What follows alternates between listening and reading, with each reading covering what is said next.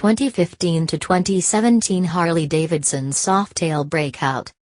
Harley Davidson has a reputation for incorporating modern technology with classic design elements from the past, even embracing custom looks that never saw a showroom floor, and the Softail Breakout does not disappoint.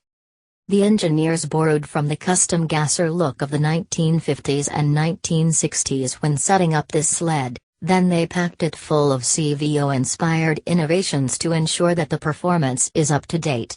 Back in the day, gassers were customized drag bikes, and this bike pays tribute to its roots while maintaining the performance standards demanded by its customer base.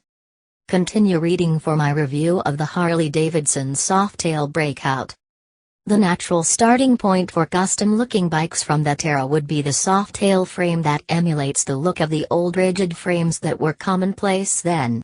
A set of wildly asymmetrical tires that give the bike an undeniable dragster vibe completes the rolling chassis. Sheet metal is minimal on this model. The small front fender leaves an unobstructed view of the front wheel, and the rear fender is just barely long enough to cover the fender struts. Everything else on the bike is either chromed or painted black, with the black accents on the lower fork legs and mufflers giving the bike a little flavor of yesteryear.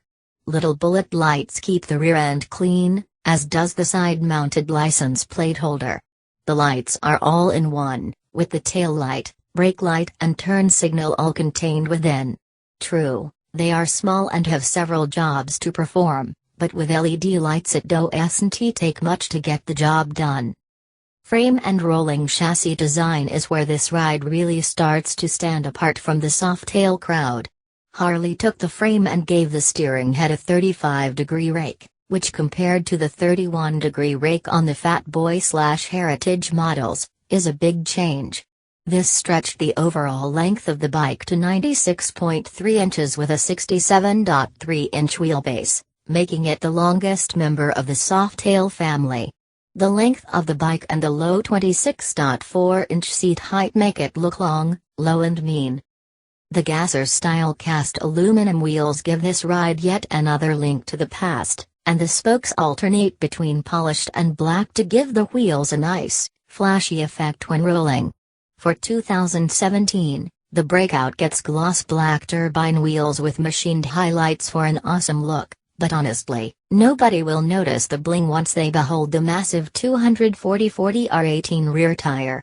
Whoever beholding that, beholding one fat tire, I guarantee.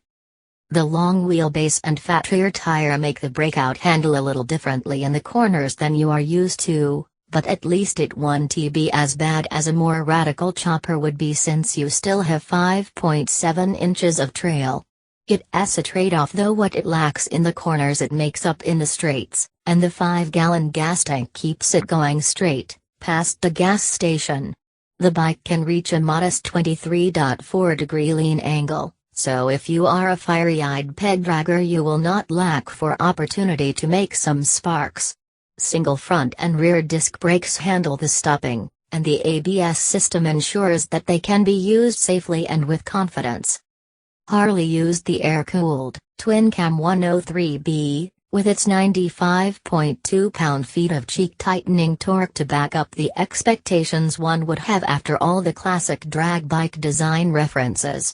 The engine is clad all in black and chrome, and is mated to a 6-speed cruise drive transmission that delivers both stump-pulling lower gears and highway speed, low RPM cruising. Electronic sequential port fuel injection, ESPFI, controls the emissions and ekes out an overall 42 miles per gallon, which isn't bad considering that the bike has fighting weight is around 710 pounds, plus rider. Engine power maxes out at 3,000 revolutions per minute, so you still have the low-end torque that you should expect from an HDV twin. The 2016 Breakout came with even more attitude packed away in the mill. HD upgraded the power plant to the high-output version of the twin-cam 103B that cranks out 97.4 pound-feet at $3,000 for a difference you can definitely feel in the seat of the pants. Most of this increase comes from the low-resistance air cleaner and performance ground cam that effectively act as a factory Stage 3 kit. If you are into stoplight burning as a hobby, the Breakout with the HO twin cam will save you the aggravation and post-sale expense of going into the shop for work right off the showroom floor. A win-win for the truly incorrigible among us, because let's face it, a custom-looking, chopper-esque bike like this has very little social value whatsoever. This is a good thing. $18,599 will get you the 2015 Breakout in vivid black. If black ain't your thing, you can get mysterious red sunglow, hard candy quicksilver flake, radioactive green, superior blue or charcoal pearl for another $400. Or you can really go crazy with the paint and opt for one of the custom colors or hard candy colors for $19,549 and $19,799, respectively. ABS comes standard, but the security option will set you back another $395.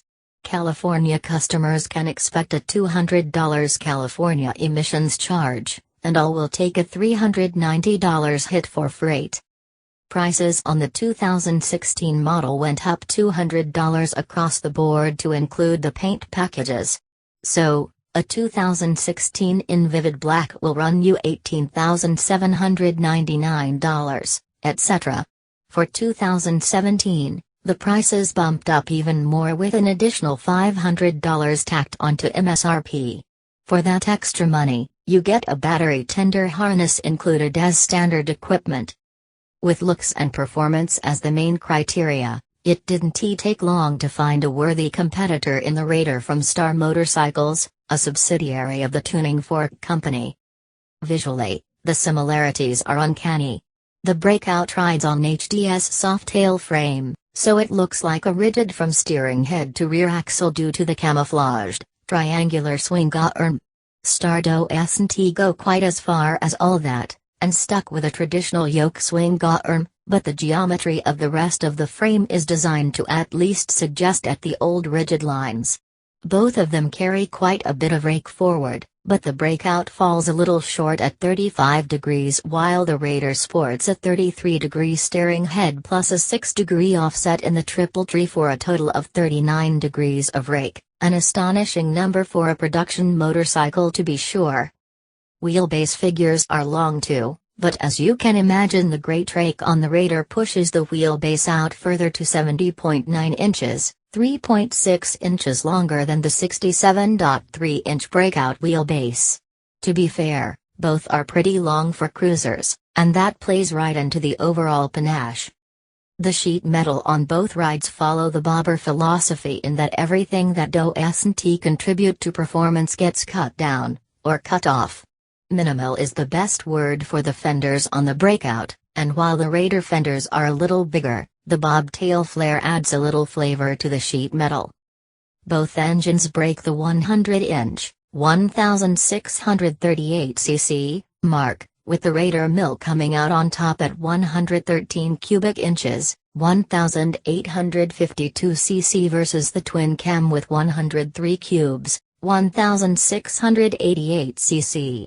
This shows up in the torque figures with a claimed 97.4 pounds of grunt from the Breakout mill and a claimed 123 pounds from the Raider.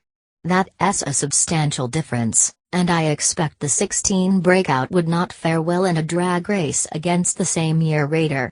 Don't bet the pink slip, boys. Naturally, Harley's V-twin fits the American gasser mold, but Star did a good job with the look of the Raider V-twin. It has the same sort of appeal and new world charm. Harley takes a whack at the checkout. While the Raider rolls out in any color you want, as long as you want candy red, for $14,990, Harley looks to get $19,299 for the basic, vivid black model, and all the way up to $20,000 for the hard candy color options.